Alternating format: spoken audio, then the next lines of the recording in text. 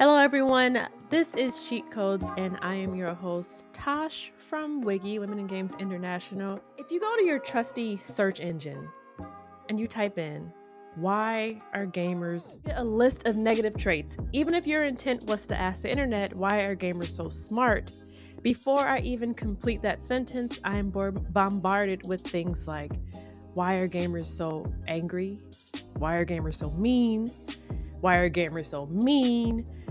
Weird, stupid, immature, annoying, whiny, fat, skinny, and the list goes on, just full of negative traits.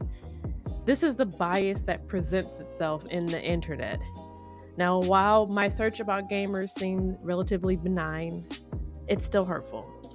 And it extends beyond gamers, and often the most negative takes are the first seen in the algorithm for marginalized communities, unfortunately.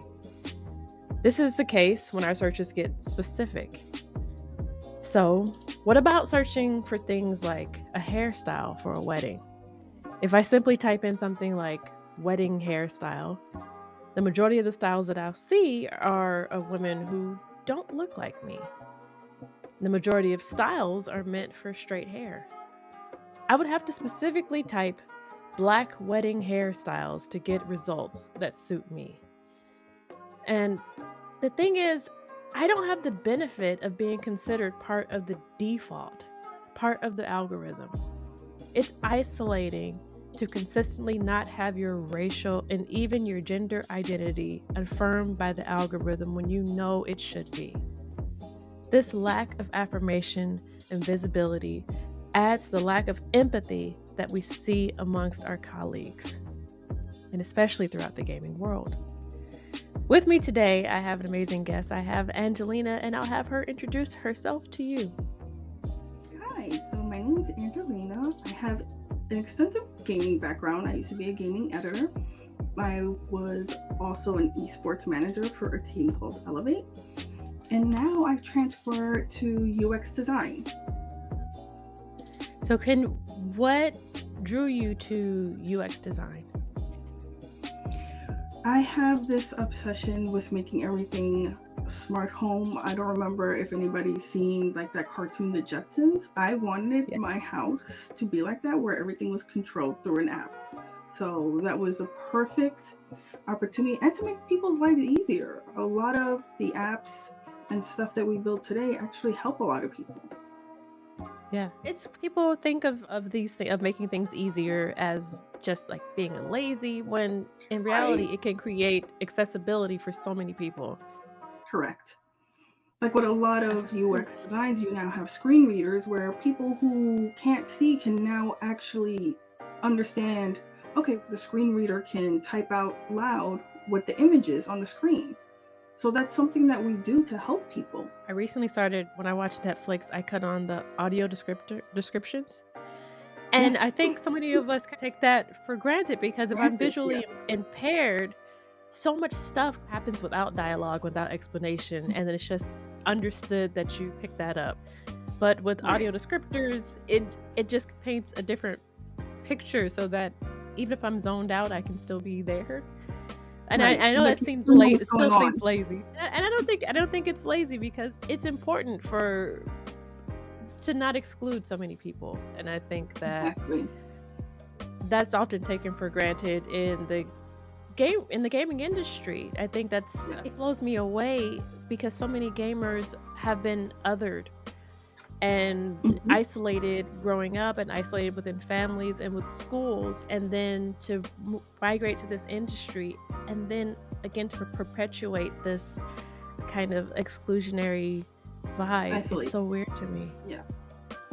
Yes, it was hard. So I started my career in the beginning of esports, where there weren't a lot of females in that industry. So I'm sure that if you had typed in female gamers in the beginning, they were video girls, cam girls, and that's what are for women for gaming was under. So when I would go to these events, I wasn't getting that respect that the males would get.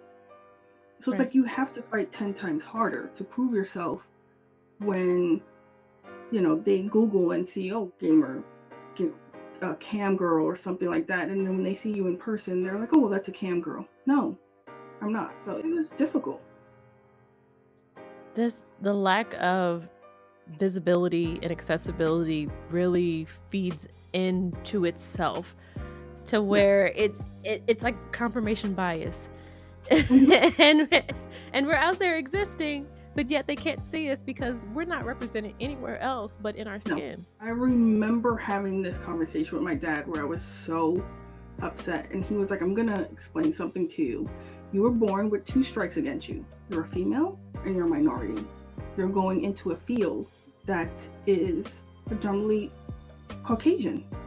So you are going to have to fight 10 times harder. So that's always stuck with me. Even till now, like, I know that I am going to have to keep fighting 10 times harder. We've progressed, but we see women in gaming, but where are the women of color in gaming? And when I go to events, I don't see a lot of people like my color. I don't see women, but they're Caucasian women. And we know they're out there because we're out there. Yes. And it makes me wonder if it's because we're not represented. Is it because they don't see us, that they feel as if this space isn't safe for them to also appear? And I don't know the answer. I was with a lot of women at tournaments, and they would say, I don't like coming out, I don't being harassed. I would have friends who would not put on their mic when we would play online because they didn't want to be harassed. You hear a woman on there and it's the first thing, you're getting harassed or you're getting called racial comments. Oh, gaming is for us to relax. It takes us to a different place to get our mind away from all our stress. It's not for us to get on there and be harassed. So a lot of women, they took a step back. I see that everywhere. I took a step back. I would not cut on my mic when I was playing PvP or anything. I did not, because it made me a target immediately, and I just wanted to play. But now I have a whole other team, even my own teammates, who are not helping me or hanging up on me just because of my voice, and it didn't make sense. I never got a chance to actually prove that I could play the game too.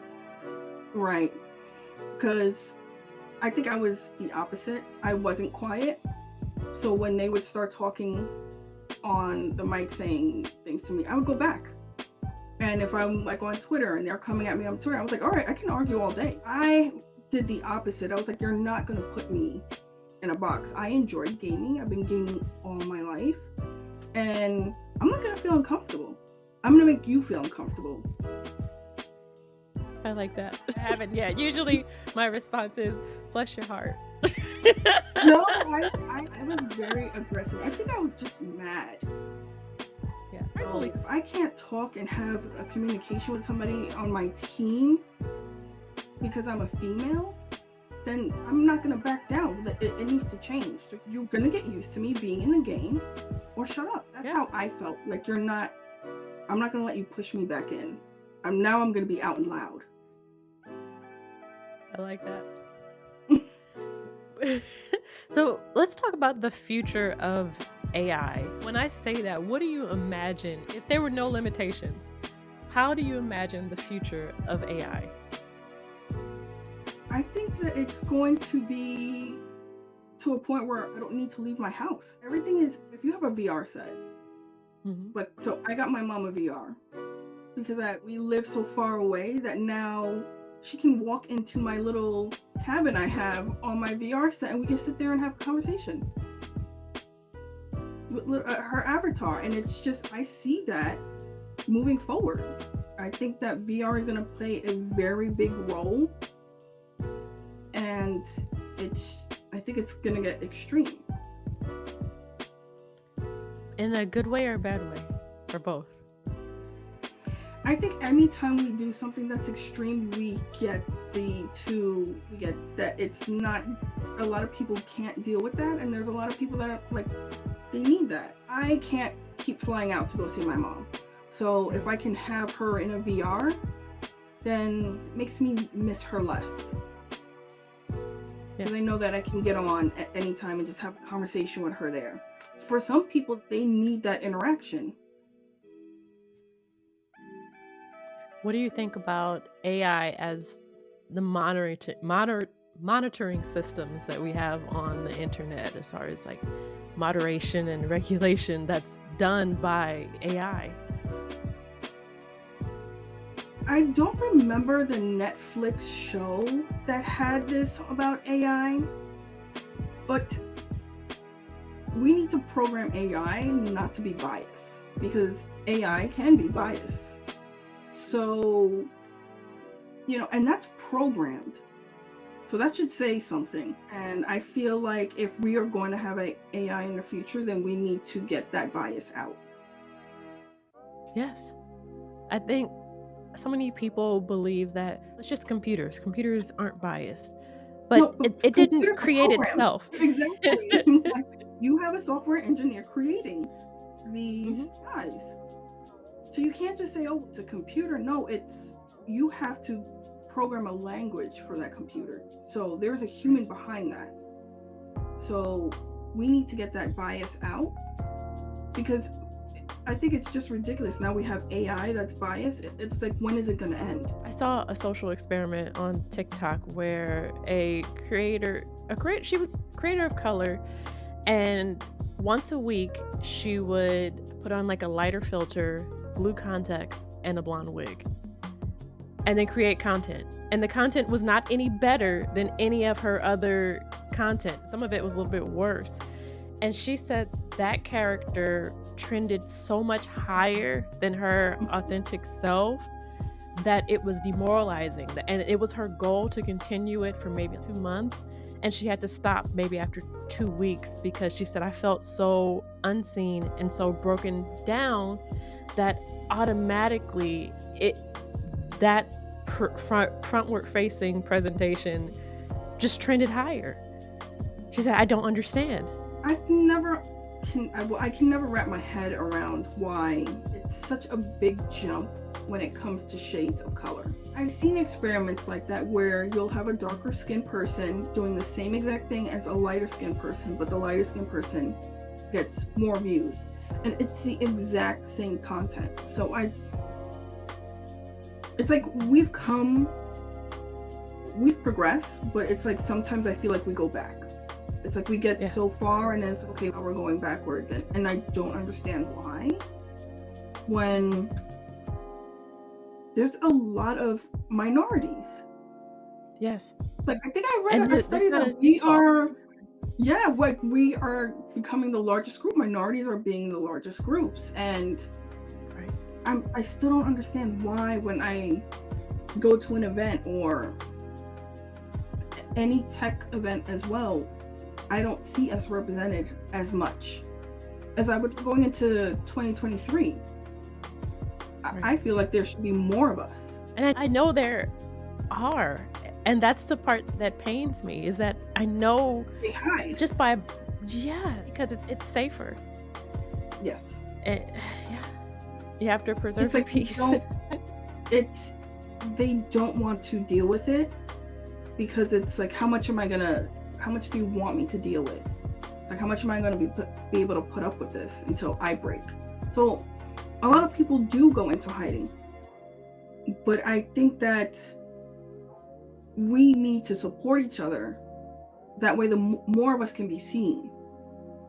Like, you can't see us if there's tons, if we're right in front of your face. We need to stop hiding. We need to figure out how we can support each other. Maybe people who are more outgoing and are willing to take that fight pair up with somebody who's not. Right. I often wonder how we can lessen the emotional cost of being a woman of color in the industry. And that's a hard conversation. It's heavy. A conversation I've had for so long, just being in gaming. There was times it would take a toll on me, and then I'm just like, no, I'm not gonna back down. So that would push me to keep going, because I'm like, I'm not gonna let you win. Or because if we keep backing down, then this is just gonna be the same cycle over and over again. So eventually we have to start kicking down walls. Yes. But it's heavy. It is, but I feel like some people do get to the point where enough is enough. I'm actually gonna share my voice. Right. I think it's important for not just the programmers but the users to speak up, because when I look at different studies and different conversations about bias inherently in AI, all the conversations are being held by people in academia. They're sociologists and Mhm. psychologists, but not ever the programmers and the creators. And I'm very curious as to why those conversations aren't held in the places who are creating this. I always wanted to know what was the whole setup of making these AIs bias.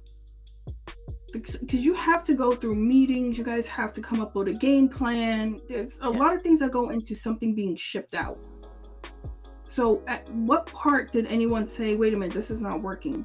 Like, it has to be tested before it goes out. So I'm trying to figure out, where did this slip through the cracks where nobody was like, wait a minute, this is not going to work? I'm curious if it's lack of life experience. It's because if everybody in this room looks like me, there's no reason for me to consider including anyone else in anything I'm creating. I feel like a lot of people think that minorities aren't into tech. I had a conversation with one person who was like, you're into tech? And I was like, yeah. They were like, well, that's a lot of money for you to go to school and do all of this stuff. And they were like, well, people of color usually don't have those resources. And I tell them, listen, you have resources where you can intern, where they'll pay you to learn. Like, you have to look for these things. And I think that it's not accessible for everyone. And I think that we need to start doing that. Because even people that used to live in New York, and they're like, isn't tech just for like rich white men? And I'm like, we've got to break that cycle. Yeah. But They think they can't get into tech. That's why we have this problem. True. And there is a lack of accessibility there too, because if I'm growing up and my parents and everyone who comes over to my parents' house are all in a certain industry, then I know that industry is possible. But right.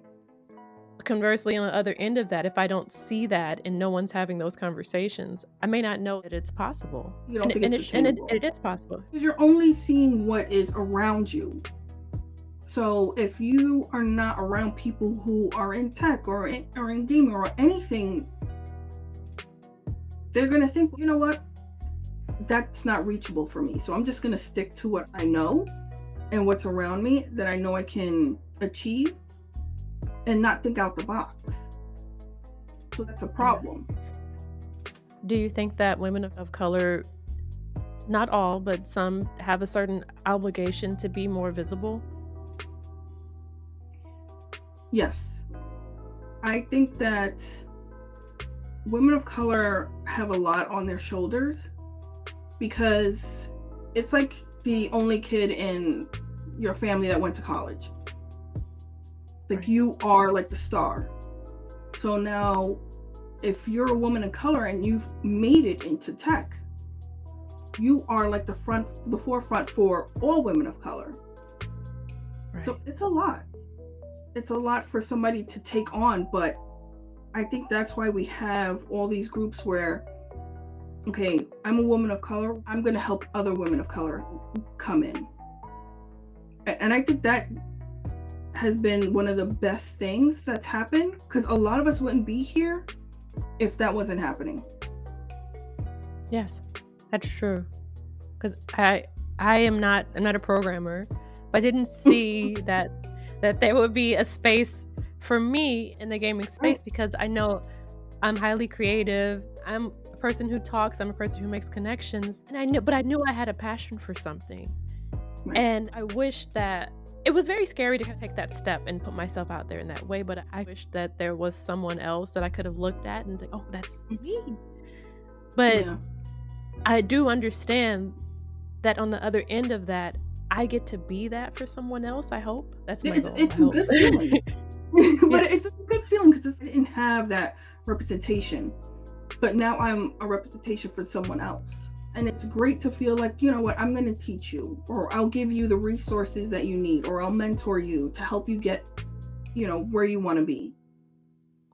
And I think that we should all be doing that. I think that's amazing. And this is why we have so many women of color now in the tech field and in gaming. Yeah.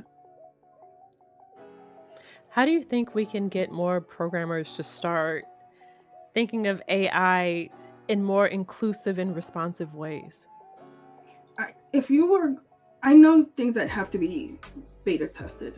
Why don't you reach out to different communities? So you have to do research, and research is about including everyone, especially if you're doing something that's AI based. So I would think that you would want different types of people, different types of backgrounds to help you make this AI what it needs to be. But they didn't. Like I can't remember this Netflix show where the woman of color, it wouldn't read her because she was I've it read was about AI based. people. Yeah, I've read about I people have to look who that up. I can't remember the name. I think I've seen it, but I'm thinking about the people who said that their face recognition software wouldn't unlock their phone or their computers because it would say "Open your Correct. eyes," but they're Artificial intelligence. that's the name of it. Yes, on The Netflix. okay, artificial intelligence. And she was doing a documentary and it would not read her. It couldn't read her. Wow. And she didn't understand why. And she's explaining, just like we're having this conversation where you cannot blame it as a computer. You're programming this. So you need to do research, you need to do a whole plethora of things before this thing is shipped to everyone. So why wouldn't you do extensive testing, not only on light skin, but all shades? Because we exist. Exactly. I find it very odd that no one thought of that. Like you went through this, Right. the whole shipping and research, and then you guys just sent it out, and no one thought maybe we should have brought in more diverse people to help us test this. But the bias is so ingrained into the fabric of everything that even before we started making advancements with technology like we are now, we weren't considered a default. For instance, I think about Carol cards when people were trying to format their cameras in order to take pictures, and film cameras. So they used Carol cards because the receptionist was just like a regular white woman. And they said, this is the standard, this is the default, so everything needs to be exposed at this level. But then people of color were getting the pictures of their kids sent home from school, and they're like, my kid does not look like this. This is not my kid. This is not my kid. This is not her complexion. This is not her color. Because for whatever reason, they decided this is the average woman. But and that just not. blows me away to decide a default that excludes such a large population of people. It blows my mind.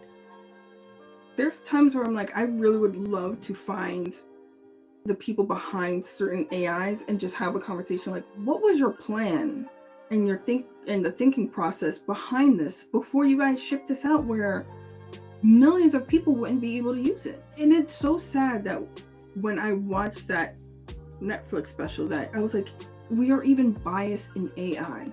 Like, how bad is that? And you're coding it. It's a human coding it. So people were like complaining on Twitter saying, oh, it's a robot.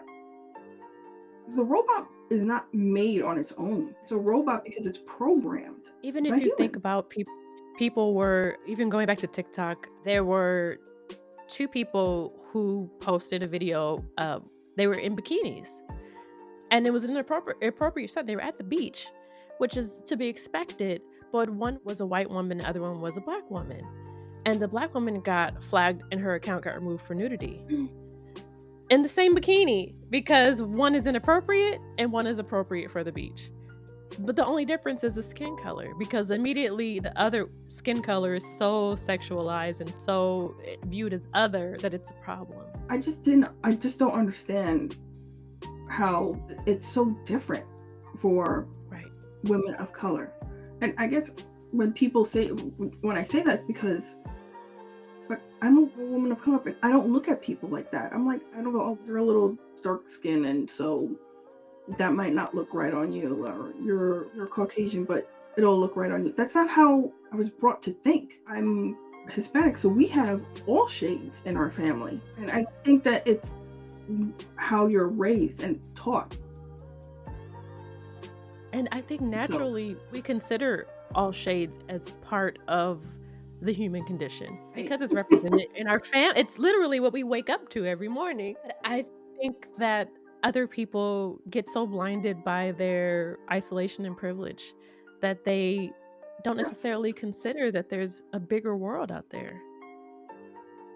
I think a lot of people are in a box, and when you're in a box and then you start coming out into the real world, you listen to all these stereotypes and things of that nature. So you already have this like fear or hate towards people of color because you've never been around them. This is something you're being taught, or you're hurt, something that you hear.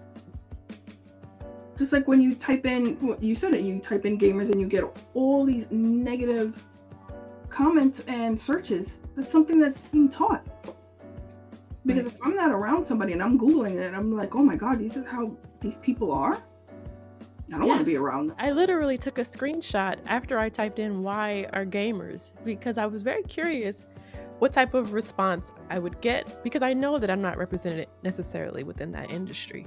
So I was curious what the representation would be, and the amount of negative responses just some of us are, but some of us are in every aspect of life, so it's not limited to gamers. Listen, I remember telling somebody, I was like, oh yeah, I play video games. They were like, oh, but you smell good. And I'm like, what? What? They were like, well, gamers don't shower. And I was like, you're kidding, right? Who said that? I was in school, and I was like, oh yeah, they were like, what do you do to relieve your stress? I was like, oh, I play video games. And they were like, but you smell nice. And I'm like, I don't. And they were like, gamers don't shower. I was like, okay, like what? Because you're watching these cartoons, and how they portray gamers is you're in a basement, you have snacks, you're fat, you don't leave for 24 hours, so you don't wash. So as soon as I tell somebody I'm a gamer, it's like, oh, so you shower? And I'm like, so you're taking what a cartoon says and you're putting that into reality. Right. When I'm right here. Right. So when I was doing esports, gamers do train and they play for hours. Yes. But they shower. So I've met some that don't, but I've met people who don't shower in every industry, so I don't think it's exclusive to or don't wear deodorant in every industry. Trust me, I'm from New York. I was in Subway and they're like, I don't wear deodorant. I'm like, great. Yeah. I've seen it. Yeah, I mean, there's always, in anything, you'll have those certain very small numbers where that stereotype comes from. Oh, gamers don't shower. Yes, few people don't. Few people come in with stains on their shirt, but look at the majority. So that's my problem with a lot of people. They'll walk into a gaming situation, they'll see that one person that fits that stereotype, and they're like, that's where all gamers are. Right. But yet, see, look at this guy. The rest of them, everyone else is clean, smells perfectly fine, showered. Right. You found that one person, and that's what you're gonna run with.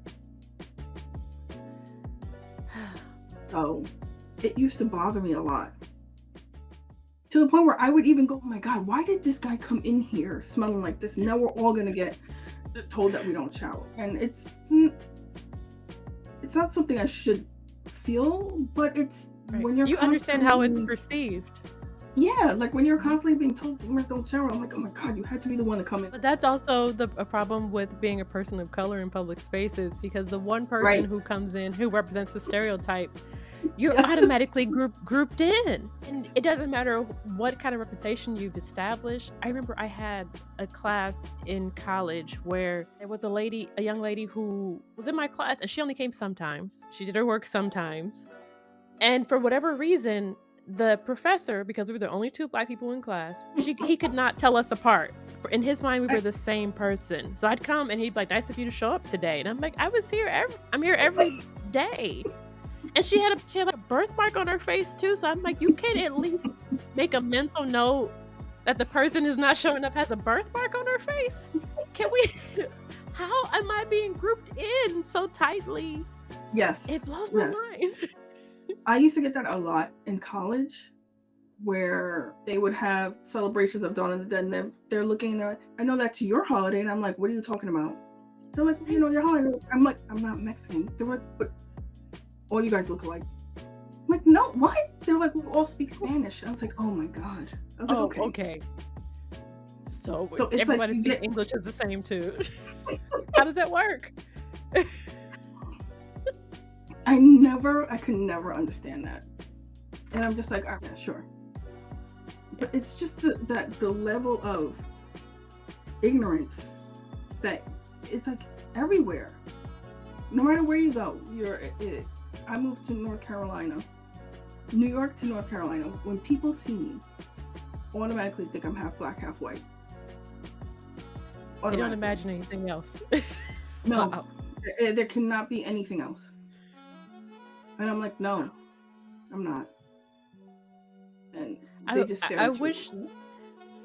I wish that we had more grace to be individuals. I'm using grace loosely, but I wish that we had just that. It's hard we could be 100% fully ourselves in the space and be immediately perceived as a group or as a snapshot. Yeah.